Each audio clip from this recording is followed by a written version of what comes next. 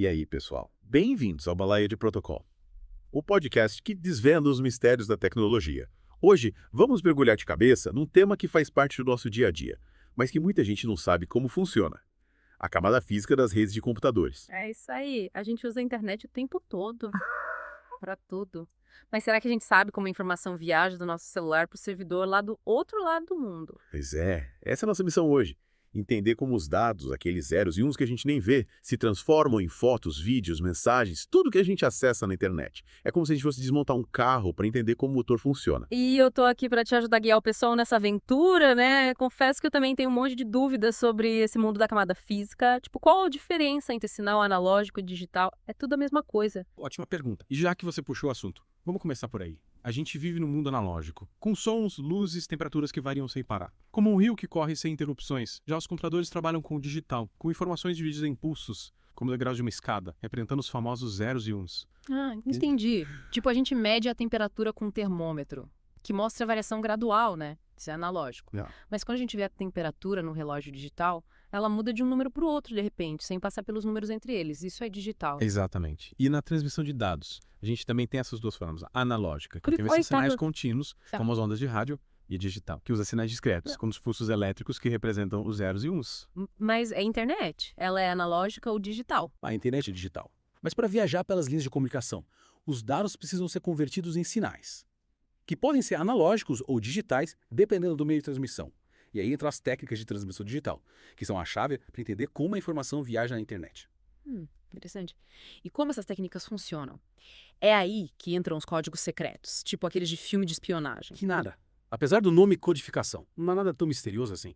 A codificação de linha, por exemplo, é como traduzir os zeros e uns em pulsos elétricos que viajam pelos cabos. Cada tipo de pulso representa um zero ou um, permitindo que a informação seja transmitida. Tipo um código Morse, só que com pulsos elétricos. Perfeito. E além da codificação de linha, tem a codificação de bloco, que é como um seguro para garantir que a informação chegue intacta no destino. Mas a gente está enviando um e-mail importante e no meio do caminho. Alguns bits se perdem, tipo quando a internet cai do nada. A codificação de bloco adiciona informações extras aos dados, permitindo detectar e corrigir esses erros, como se fosse um corretor ortográfico super poderoso. Caramba, que legal! É como se a gente enviasse um pacote com a encomenda. Dentro dele, tivesse um manual de instruções para montar tudo de novo caso alguma peça se perdesse no caminho. Exatamente. E para garantir que a transmissão seja ainda mais eficiente, a gente usa um embaralhamento, que mistura os bits para evitar longas sequências de zeros ou uns, que podem dar problema na hora de sincronizar a transmissão entre o emissor e o receptor. É como embaralhar um baralho antes de distribuir as cartas, para garantir que ninguém leve vantagem. Então a gente viu como os dados digitais são codificados para viajar pelos cabos, né? Mas e quando a gente precisa transmitir esses dados por ondas eletromagnéticas, tipo no Wi-Fi? Aí entra a transmissão analógica, certo? Isso aí. E para transformar os dados digitais em sinais analógicos, a gente usa a mágica da modulação. Modulação. É nome de técnica de massagem relaxante. Nada disso. A modulação é como moldar a onda eletromagnética para carregar a informação digital. Lembra que a gente falou das ondas de rádio? Elas são analógicas. E para transmitir a informação delas, a gente precisa modificar suas propriedades. Entendi. Então a gente esculpe a onda para levar a mensagem. Tipo um código secreto. É uma boa analogia. As principais formas de modular onda são a modulação em amplitude, a IMQ, que varia a altura da onda. A modulação em frequência, FM, que muda a frequência. Ou seja, a velocidade com que a onda sobe e desce. E a modulação em fase. Que altera o ângulo da onda, que é um pouco mais complexo de visualizar. Então, por isso o áudio tem AM e FM. Exatamente. Cada tipo de modulação tem suas vantagens e desvantagens. E o AM e o FM são exemplos clássicos de como a modulação é usada para transmitir informação por ondas eletromagnéticas. Nossa, eu tô começando a entender como essa mágica da internet funciona, mas me fala uma coisa. Como o meu computador, que trabalha com sinais digitais, se conecta com a internet, que usa ondas eletromagnéticas, tem algum tipo de tradutor? Tem sim. Esse tradutor se chama modem. Modem. Aquele aparelho que fazia barulho de robozinho quando a gente conectava a internet de escada. Ele mesmo. O modem era o responsável por modular os sinais digitais do computador em sinais analógicos para serem transmitidos pela linha telefônica, que antigamente era analógica. E quando o sinal chegava no outro lado, outro modem fazia o processo inverso, demodulando o sinal analógico para ser entendido pelo computador. Nossa, que saudade da internet escada. Era lenta, mas tinha seu charme. Verdade. E você, ouvinte, lembra da época da internet de escada? Uhum. Conta pra gente nos comentários. Mas voltando ao assunto, você já se perguntou como era possível várias pessoas usarem a mesma linha telefônica ao mesmo tempo, sem que as conversas se misturassem? Agora que você falou, era mágica. Não, era tecnologia. A multiplexação é a técnica que permite transmitir vários sinais ao mesmo tempo pelo mesmo canal de comunicação, como se fosse uma rodovia com várias faixas, cada uma levando um sinal diferente. Interessante. Então, em vez de ter uma linha telefônica para cada conversa, a multiplexação permitia que várias conversas rolassem ao mesmo tempo na mesma linha, como carros em diferentes faixas de uma rodovia. Exatamente. E os dois tipos principais de multiplexação são a FDM, Frequency Division Multiplexing, que divide o canal em faixas de frequências diferentes, como as rádios AM e FM, e a TDM, Time Division Multiplexing, que divide o tempo em pequenos intervalos, e cada sinal tem seu próprio intervalo para transmitir, como sistema de revezamento. Então, FDM é como dividir o espaço e a TDM é como dividir o tempo. Perfeito. E a escolha de qual técnica usar depende da aplicação e das características dos sinais a serem transmitidos. Mas antes de a gente se aprofundar nos tipos de multiplexação, vamos dar um tempo para o pessoal respirar e processar tudo que a gente já viu até agora. Na próxima parte do Allied Protocol, a gente volta para explorar mais a fundo esse mundo da camada física e entender como a informação viaja na internet. Não esquece de compartilhar esse episódio com seus amigos que também querem entender como a internet funciona de verdade. Até a próxima! E voltamos com o Allied Protocol desvendando os mistérios da camada física.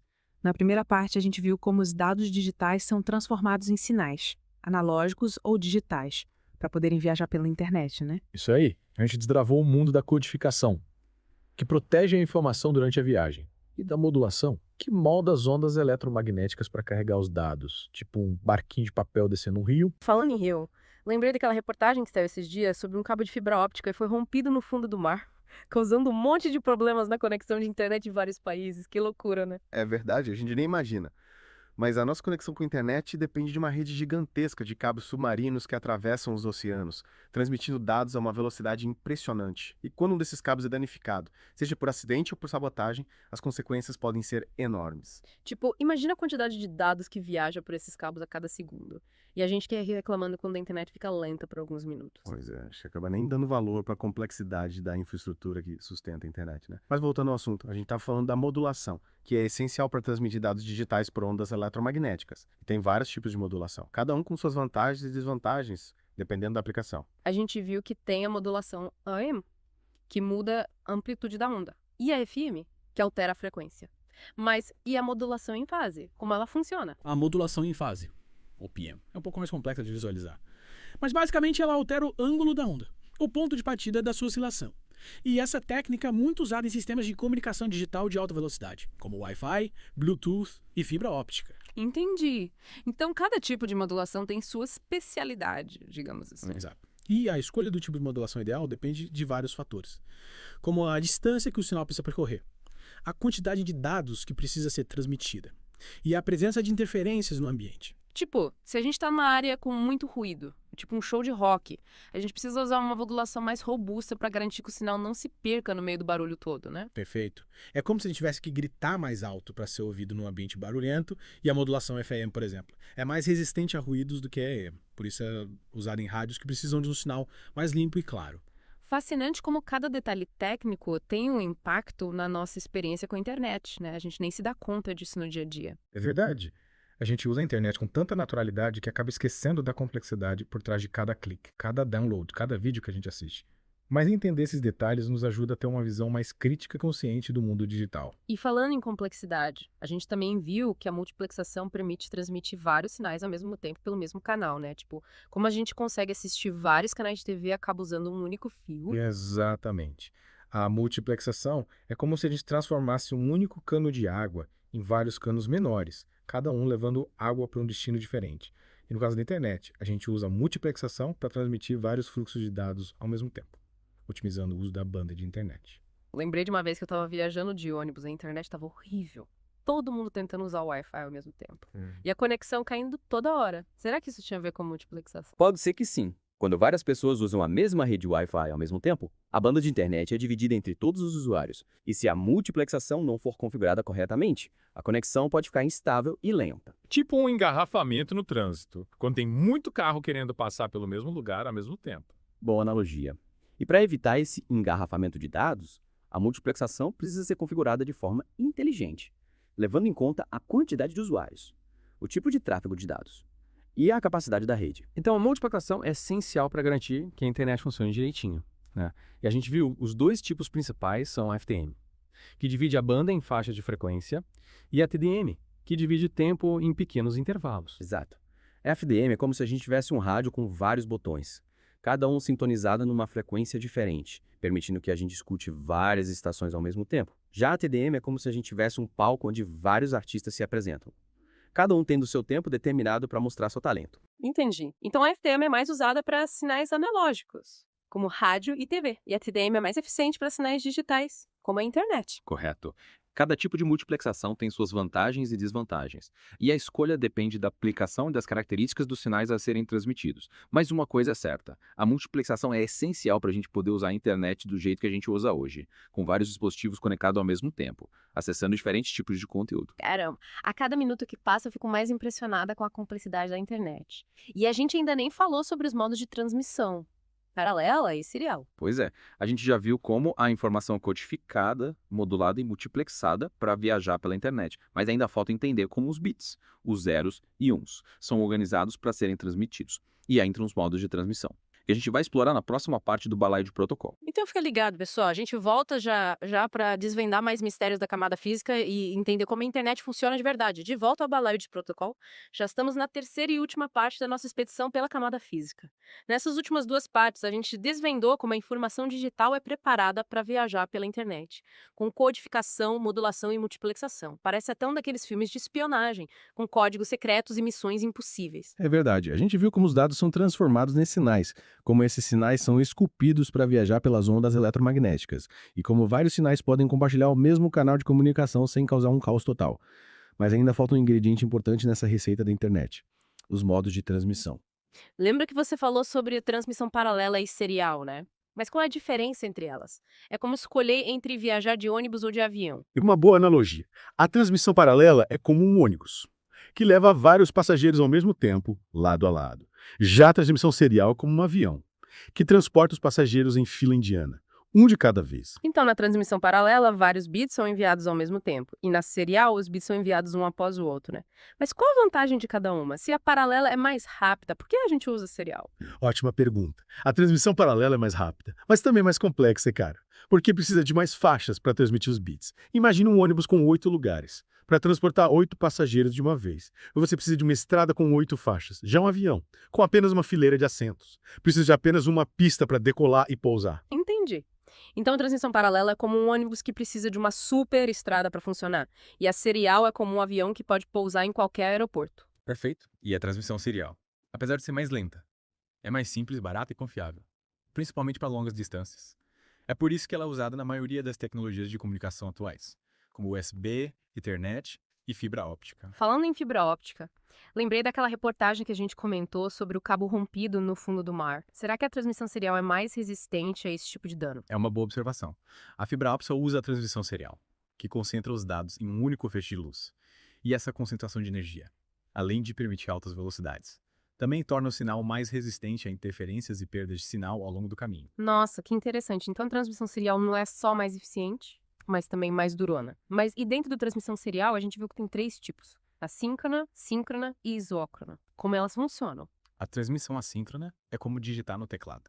Cada tecla pressionada envia um caractere, sem um ritmo definido. É o modo mais simples, mas menos eficiente, porque precisa de bits extras para indicar o início e o fim de cada caractere. Ah, tipo quando a gente manda um áudio no WhatsApp, precisa esperar aquela barrinha verde completar para ter certeza que a mensagem foi enviada inteira, né? Exatamente. Já a transmissão síncrona é com um relógio. Os bits são enviados num ritmo constante, sincronizados por um relógio que garante que a informação chegue no destino sem perder o compasso.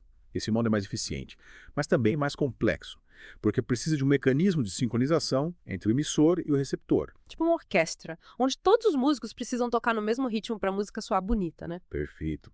E a transmissão isócrona é como uma videoconferência. Os bits são enviados em intervalos de tempo fixos, garantindo a fluidez da comunicação em tempo real. É o modo ideal para aplicações que exigem sincronização precisa, como streaming de áudio e vídeo. Tipo uma conversa ao vivo, onde a gente não pode esperar muito tempo para receber a resposta, senão a conversa fica travada, né? Exatamente. É. Cada tipo de transmissão serial tem suas características e aplicações específicas. E a escolha depende do tipo de dado que precisa ser transmitido e da velocidade de transmissão desejada. Uau, a gente já aprendeu tanta coisa sobre a camada física. Mas me fala uma coisa, qual a importância de entender tudo isso? A gente realmente precisa saber como os bits viajam pela internet para usar o Instagram. É uma pergunta importante. Entender como a camada física funciona nos ajuda a ter uma visão mais crítica e consciente do mundo digital.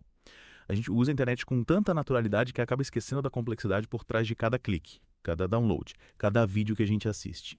Saber como os dados são transmitidos, codificados, modulados e multiplexados, nos permite entender as limitações e os desafios da tecnologia e nos ajuda a tomar decisões mais informadas sobre o uso da internet. Tipo, quando a gente entende que a velocidade da internet depende da largura de banda, que é como a capacidade da nossa rodovia digital. A gente pode escolher um plano de internet mais adequado às nossas necessidades, né? Exatamente. E quando a gente sabe como a informação viaja pelos cabos submarinos, a gente entende a importância de proteger essa infraestrutura vital para a comunicação global. A gente também pode se engajar em debates sobre políticas públicas que visam garantir o acesso à internet para todos, de forma justa e democrática. Nossa, realmente faz muito sentido. Entender a tecnologia nos empodera como cidadãos e nos ajuda a construir um futuro digital mais justo e inclusivo. É isso aí. E com essa mensagem inspiradora, chegamos ao fim da nossa expedição pela camada física. Espero que vocês tenham curtido a viagem e aprendido bastante sobre como a internet funciona de verdade. E eu espero que a gente tenha despertado a curiosidade de vocês para continuar explorando o mundo da tecnologia. Afinal, a aventura digital só está começando. Valeu. E a todos que acompanharam a gente até aqui, um grande abraço e até a próxima.